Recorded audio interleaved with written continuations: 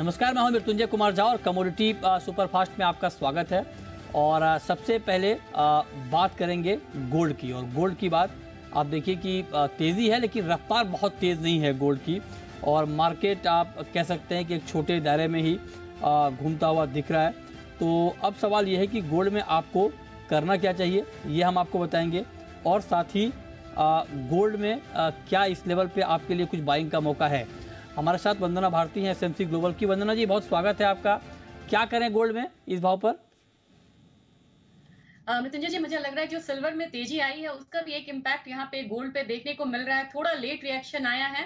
मैं यहाँ पे बाइंग साइड ही रहना प्रेफर करूंगी। 58,600 के करीब बाइंग करनी चाहिए। ऊपर में 58,900 का टारगेट होना चाहिए। स्टॉप लॉस यहाँ पे जरूर लगाना होगा 58,450 का। और मुझे लग रहा है कि जिस तरीके से यहाँ पे डॉलर इंडेक्स में एक पॉज देखने को मिल रहा है, उसका फायदा यहाँ पे बुलियन काउंटर में निश्चित तौर पर देखा जा रहा है। अच्छा, चांदी पर आपका व्यू वंदना जी, सिल्वर में क्या करें? बहुत स्पीडी मूव आई है यहाँ पे सिल्वर में।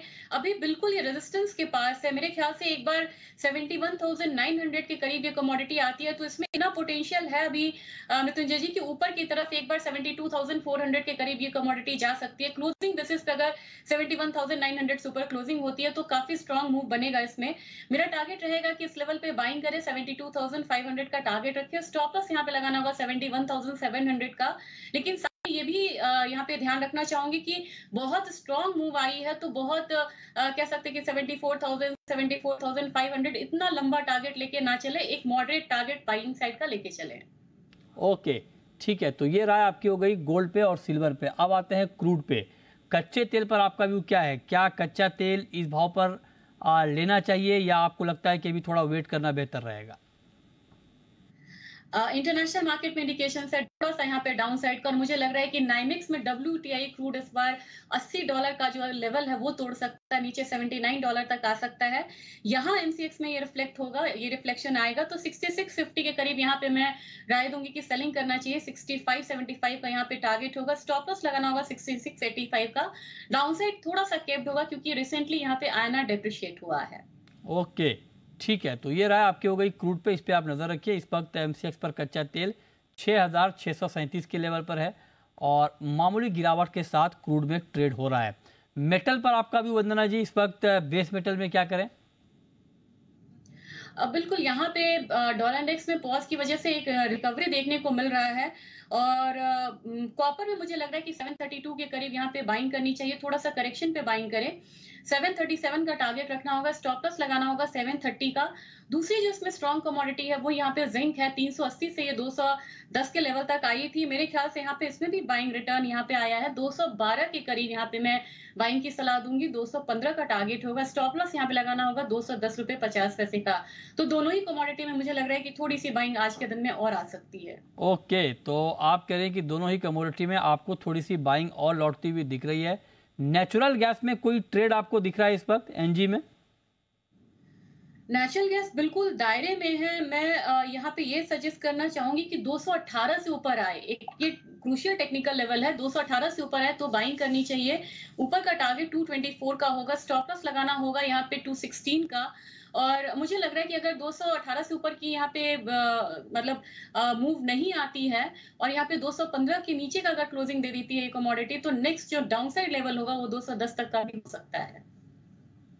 ओके, ठीक है। तो ये राय आपकी हो गई NG के ऊपर, इस पर आप नजर रखिए। अब आते हैं एग्री मार्केट में।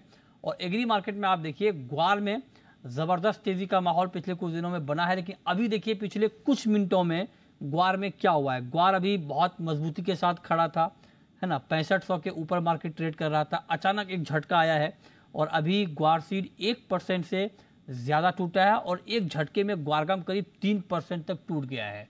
क्या करें इस गिरावट पे? बाइंग का मौका है इसमें वंदना जी?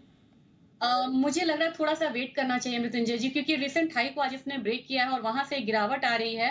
तो थोड़ा सा यहाँ पे अगर कमोडिटी नीचे की तरफ आती है तो यहाँ पे बाइंग करना चाहिए। 6300 के करीब मुझे लग रहा है कि एक बाइंग जो है वो 6350 के करीब एक बाइंग जो है फिर से बनेगा और वो स्ट्रॉन्ग बाइंग होगी। तो यहाँ पे जो टारगेट होगा थोड़ा मेरा यहाँ लंबा होगा 6600 का। स्टॉप लॉस यहाँ पे लगाना होगा 6275 का। मुझे लग रहा है कि एक गिरावट यहाँ पे ग्वार सीड में देखने को मिल सकता है।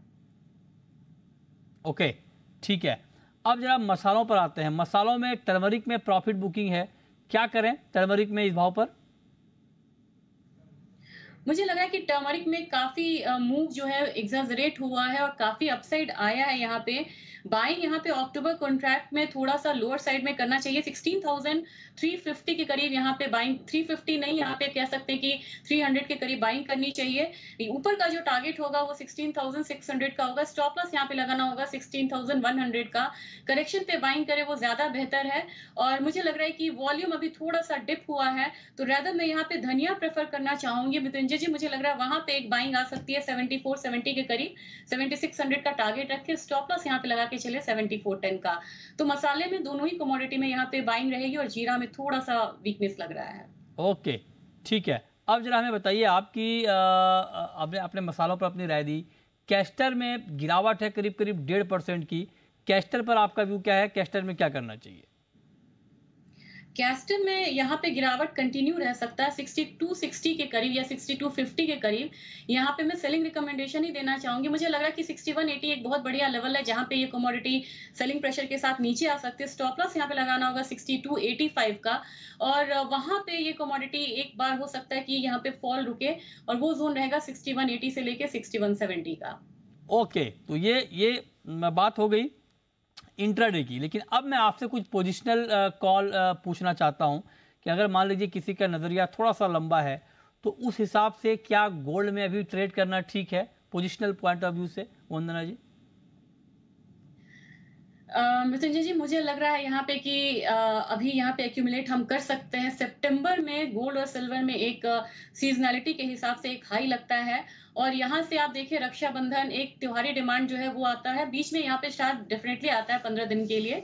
लेकिन यहाँ पे मुझे लग रहा है कि डिमांड यहाँ पे बढ़ेगा और डॉलर इंडेक्स में एक पॉज आता है तो एक बार मुझे लग रहा है कि 58,900 के करीब ये कमोडिटी है, एक बार 60,000 को टच करने की कोशिश करेगी। तो मुझे नहीं लग रहा है कि यहाँ पे न्यू हाइज बनेंगे, लेकिन 1 से 1.5 महीने के लिहाजा से मुझे लग रहा है कि बाइंग आ सकता है गोल्ड में।